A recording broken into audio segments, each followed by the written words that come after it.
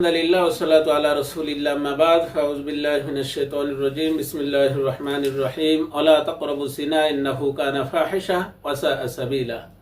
আলহামদুলিল্লাহ, আল্লাহ রাব্বুল আলামিন আমাদের হায়াতে এমন কিছু রাত দিয়েছেন যে রাত্রে মুসলমান ইবাদত করে আল্লাহ তাআলার নৈকট্য অর্জন করেন, যেমন লাইলাতুল কদর, লাইলাতুল বারাত ইত্যাদি রাত আছে। আবার কিছু রাত এমন আছে যে রাত্রে অসংখ্য মুসলিমা অন্যায় কাজ করে আল্লাহ তাআলার থেকে অনেক দূরে সরে যান, জাহান্নামের নিকটে পৌঁছায় যান। এমন নাইটের মধ্য থেকে একটি হলো 31st নাইট। এই রাত্র যাপন করা এটা আসছে রোমানদের থেকে। বর্তমান যদিও আমরা ডিসেম্বরের 31 তারিখে আমরা দেখি মুসলিম অমুসলিম এই রাত্রে আনন্দ উৎসব করে, তবে এটা রোমানদের থেকে আসছে। তারা মূর্তি পূজা করত, প্রাকৃতিক পূজারই ছিল। তারা একটা মূর্তি বানাতো 2 মুখ বিশিষ্ট, যার নাম হলো জানুস। যখনই এই বিশেষ রাত আসতো ডিসেম্বরের 31 তারিখে রাত্র যখন 12:57-58 হয়, ওই জানুস নামের মূর্তির পিছনের মুখের সামনে গিয়ে তারা বলতো যে গত একটি বছর আমরা অনেক সুন্দরভাবে কাটিয়েছি, আমরা বিপদমুক্ত সময় ব্যয় করেছি, আমাদের সুখ ছিল, শান্তি ছিল, বিপদমুক্ত ছিল, রোগ বালা মুক্ত সময়। তারা বলতে চায় যে হে জানুস, তোমার আশীর্বাদে আমরা এগুলো পেয়েছি।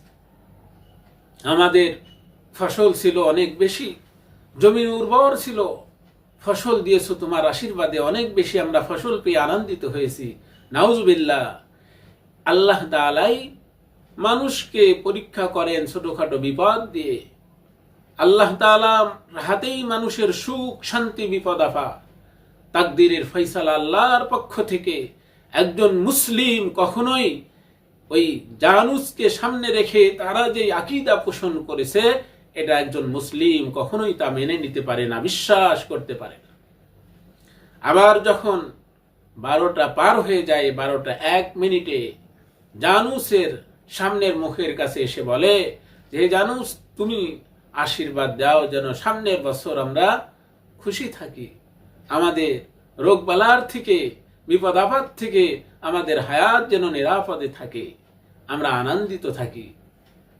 এভাবে তারা মনে করে যে এই রাত্রে 1 বছর বিদায় দিলাম, নতুন একটি বছর আমরা আনন্দের সাথে রিসিভ করলাম, যেন বিপদ মুক্ত থাকতে পারে। এইটা আস্তে আস্তে ইংরেজদের ঘাড়ের উপরে চড়ে এখন মুসলমানদের কাছে পৌঁছে গেছে।